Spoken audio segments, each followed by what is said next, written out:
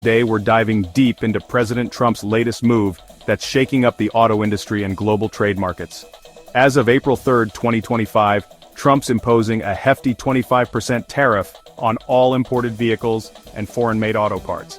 The White House claims this will boost domestic manufacturing, but the reaction has been, well, let's just say less than enthusiastic.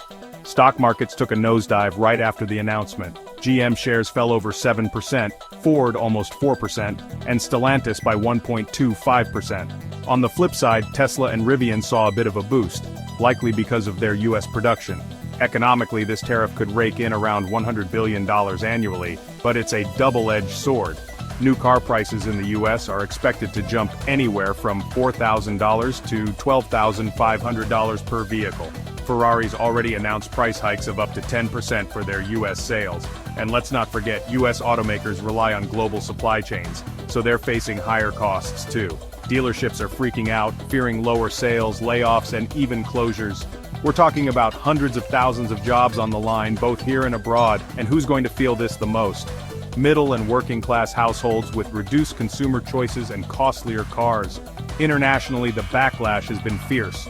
Canada's Prime Minister Mark Carney called the tariffs a direct attack and promised retaliatory actions.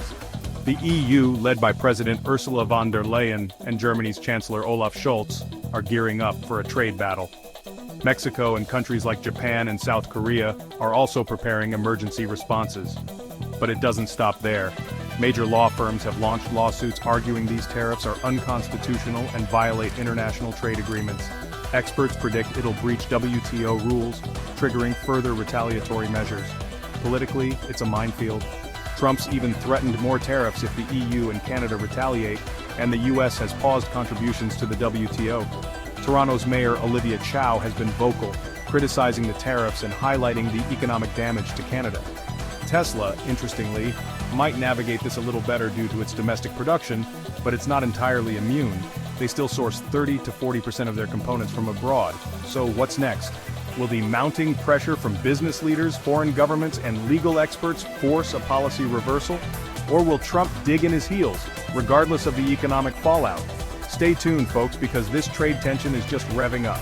Thanks for watching, and don't forget to like, subscribe, and hit that bell for more updates. See you next time.